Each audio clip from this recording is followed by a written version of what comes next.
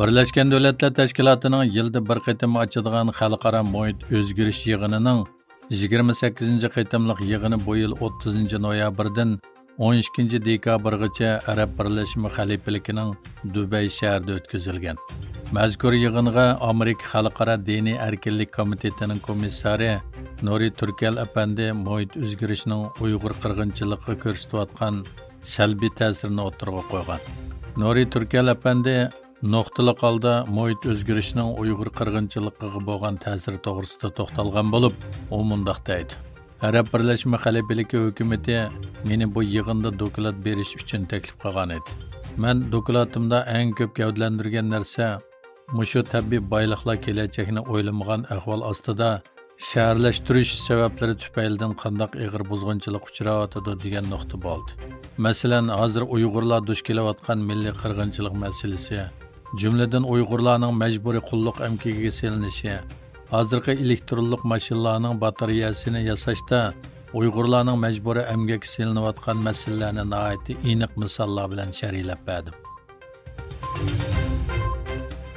Kanadaning korxonalarni nazorat qilish organi Uyg'ur majburiy amgakiga chetishlik deb qaralgan Geos shirkati haqida tekshirish boshlagan.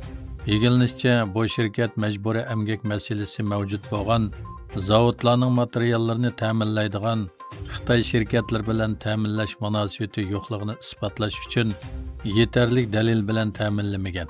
Mazkur organ bu yil Levi Strauss, Walmart, Hugo Boss va Nike qatorliq shirkatlarning tarmoq apparatlariga qarata tekshirish boshlagan edi.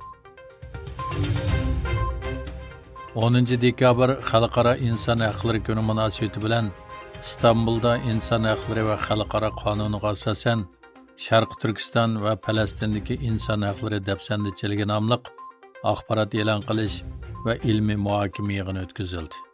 Yig'inga IXX insoniy yordam vaqfi bilan Sharq Turkiston inson haqlarini ko'zatish jamiyati birlikda tashkillagan bo'lib, navbatda inson haqlari eng og'ir dafsanda qilinayotgan Sharq Turkiston xalqi bilan Falastin xalqi boshdan kechirayotgan og'ir fojialar ta'kidlandi.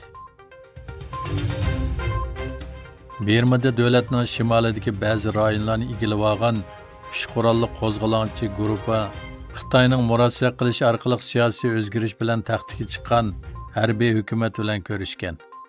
Berma hukumatining bayonotchilaridan Zhao Minton mundaq degan: Berma Milliy ittifoqlik va tinchlik qo'g'dashni moslashtirish komiteti Xitoyning yordamida uch qurolli guruhning vakillari bilan ko'rishdi.